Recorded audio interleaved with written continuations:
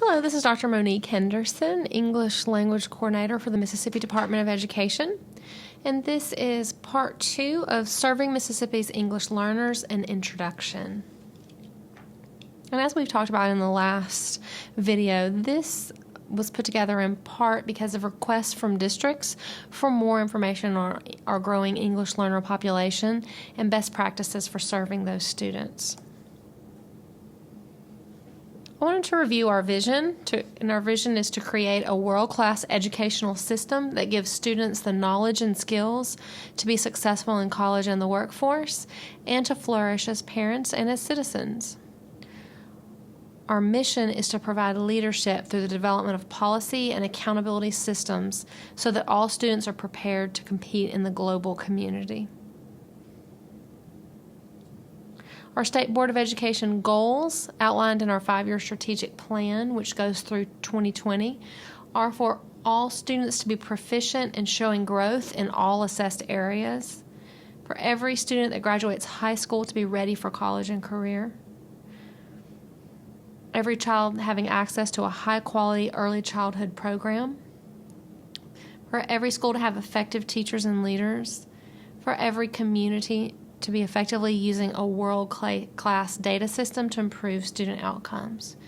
So today we're going to be framing our service of English learners within these education goals, really looking at how can we help those students to be proficient and to be successful and ready for life when they grow into adulthood.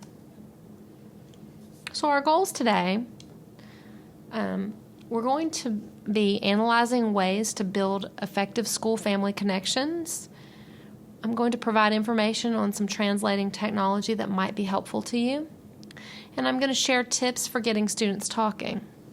I'm also going to discuss best practices during what is called by researchers the silent period, which is that early phase of language acquisition where students might be either completely silent and refusing to speak at all, refusing to speak in English or declining to speak in English, or students who aren't silent, but the only attempt at language use they will make is echoing back to you what you're already saying.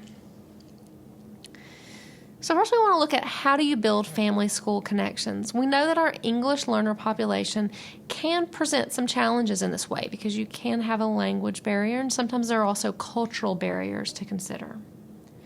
So how do you effectively reach out to families that might not speak English at home? Some very simple tips. You may need to use a translator or translator technology as needed. We know that parents do have a right to understand what is happening in the school and what services their child is receiving. So that might be an effective service to have a translator or translator technology. At the same time, you don't want to assume that families are unable to communicate without a translator. There may be families and family members, particularly within the home, who speak English quite well. You also want to, as you are communicating with families, remember the importance of body language.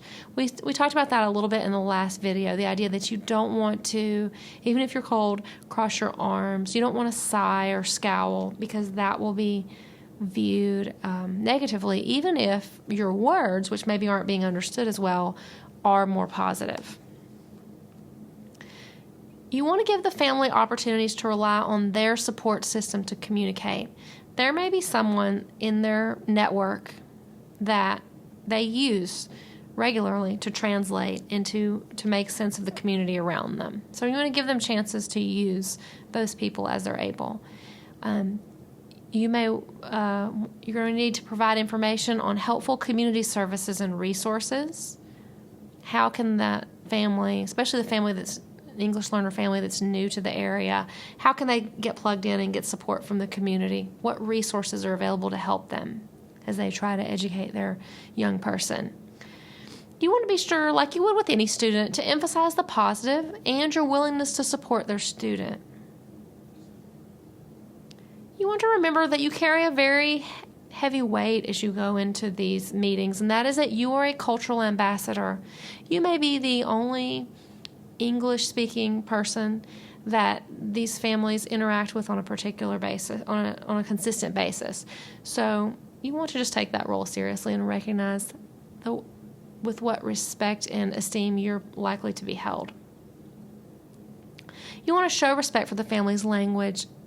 Try, if you're comfortable, to learn a few words in the native language, just to show that you're willing to try and that you do value their culture and language.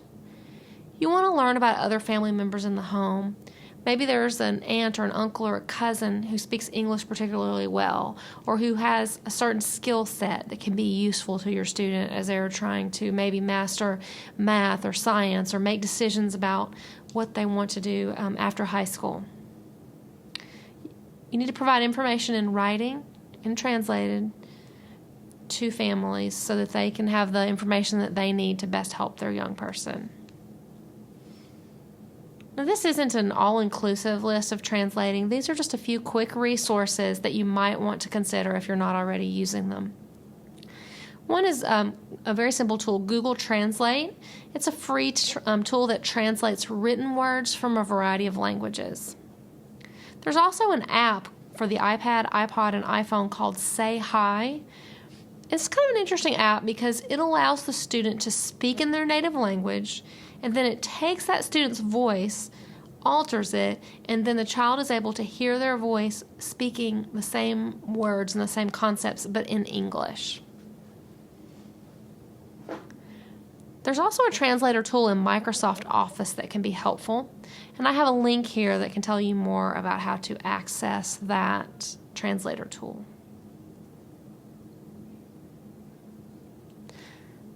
Now, when you're dealing with human translators, there are some tips that can help you to do that successfully.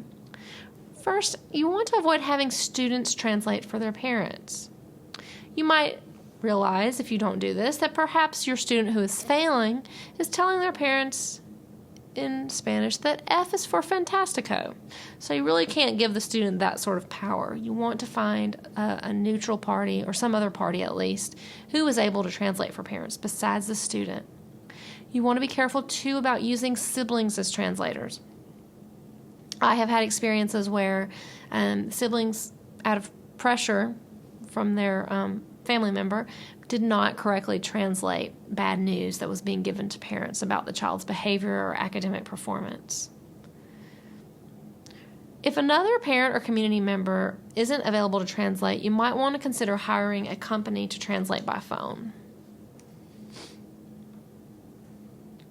If possible, you might want to consider training parents to be volunteer interpreters. This is being used very powerfully in a few of our Mississippi school districts, and it's very exciting.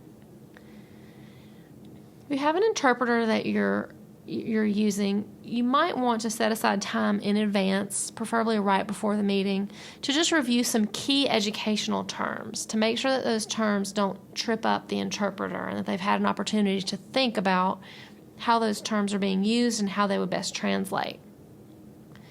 When you're planning your parent conferences with non-English speakers, you also want to allow yourself some extra time. Basically, remember that anything that is said has to be said twice, once by you in English and then a second time by the translator.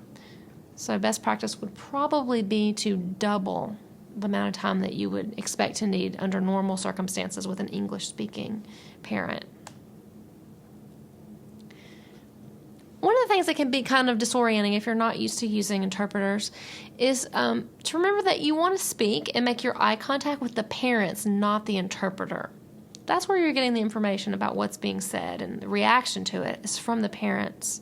And that's also who you're focused on meeting the needs of, is the parent, not the interpreter. For the sake of both the interpreter and the parent, because the parent may understand some English, you want to pause frequently. You want to provide the translated information in writing if possible. And then you want to explain expectations for parent involvement at home. Expectations for parent involvement are very different from culture to culture. In some cultures, the idea is that all academic support should be done at school. Parents don't always feel empowered to help with homework. So this is something that you might want to explicitly try to teach the family, is what is your expectation for their help at home? You also want to, because one of our responsibilities is to make sure that students have access to the full offerings of the school, you want to make a point of sharing information about getting involved in the community and in extracurriculars at the school. I've talked to some districts across Mississippi that have had a lot of success in involving parents and students who are English learners in extracurriculars. Also, involvement on PTO boards, different committees, booster clubs, things like that. So don't assume that they wouldn't be interested. One thing that parents of English learners often are trying to understand is what to do with their native language at home. Research shows that you want to encourage reading in the native language and English at home. So it is still beneficial for a child, say, who primarily speaks Japanese, to read in Japanese at home, because that means that you're being exposed to more vocabulary, you're being exposed to more ideas. At the same time, you're also transitioning into doing more English reading in the home as well. Obviously, you want to take some time to answer parent questions. They may have questions particularly about how things work at school, because it might be different from what they're accustomed to. Just helping them to make sense of what the school day looks like, what's expected, what's next for their student. And as hard as it is in education, we want to try as much as we can to avoid acronyms and jargon. Acronyms and jargon are challenging enough for some of us as English speakers, especially since they often change. So we definitely don't want to have those muddying the interpreting that's happening for us. So one of your goals as an educator, if you have a child that's in the silent phase, obviously, is to just get those students talking. Research shows that the more that English learners are encouraged to speak, the more opportunities they have to use the spoken word, the more they're going to benefit, and the more they're going to be interacting likely with the academic content as well. So the first step is to make sure that you're creating a nurturing classroom environment where students feel safe to make mistakes. We talked in our last video about the idea of preparing the students' peers for this new English learner, helping them to have a respectful attitude about the challenges and the wonderful gift that is being bilingual. Do not interrupt students to tell them that they said something incorrectly. That is tempting sometimes, but instead what you want to do is allow them to continue. They're practicing their English, they're practicing their use of a new language, but then we want to reflect back and model the correct language use and structure. You also want to give clear directions in writing, if possible, possibly with visual aids if needed. You want to provide students with opportunities to talk to different partners and groups. Most students are going to be more eager to engage with their peers than they are to engage with the teacher, which would probably be true with most native English speakers as well. It's very effective to give ELs jobs to do around the building that require communication. So when you have a moment, maybe making a point of selecting EL students to do those jobs so that they can get that real world social language building. You want to give students opportunities to talk about themselves. There's something about human nature where we like to talk about ourselves. We're motivated to do that, and our English learners are no exception. We also want to give students choices about when to talk and allow them to pick partners and groups periodically. For reasons we may not understand in their social dynamic, there may be some partners they're more motivated with. There may be some partners that they are more comfortable with. And we want to give them some choices in who they talk to, just like we as adults would prefer to have choices. You want to show students as much as you can that it's okay to make mistakes. It's okay. I would openly make mistakes myself, just because it gives the student the freedom to then try, take a risk, and if they make a mistake, it's not a problem. You also want to make sure you're giving your EL students time to think. If you go back and think about the example we discussed of what would you do if you were in a new country and you didn't speak the language, I imagine that one thing you might have wanted is just time to process everything and to think. Definitely our EL students need that in the classroom in small groups, one-on-one as well. Sometimes you may want to allow your students to write down their ideas. Maybe they aren't comfortable speaking them, but maybe they'll write them, or maybe they'll draw them. You also want to model expectations. Students are going to be more comfortable speaking if they know what is expected of them and how to do it.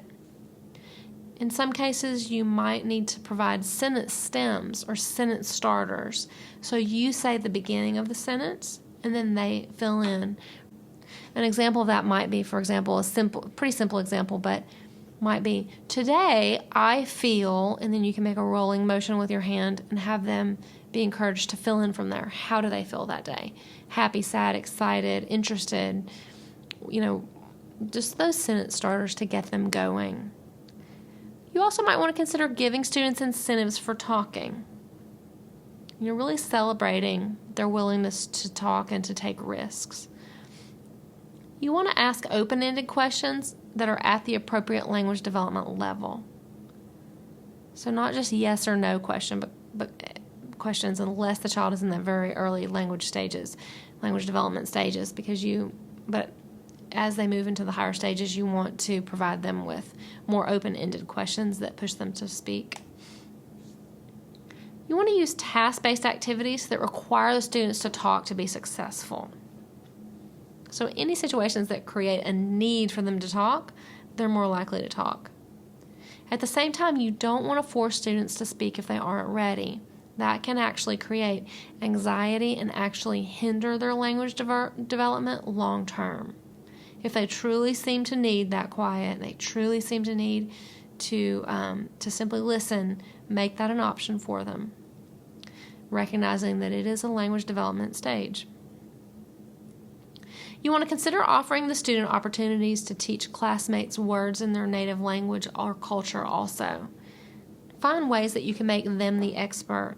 Really help others to view their linguistic diversity as a benefit versus a challenge that they have to overcome. Now, we talked about the silent period a little bit. The idea that sometimes students really don't want to speak. They're very reluctant, especially in that beginning language acquisition stage where they're just really, really beginning to learn the language. So silence can sometimes speak when words can't. Some students may initially go through a silent period where they do not speak at all.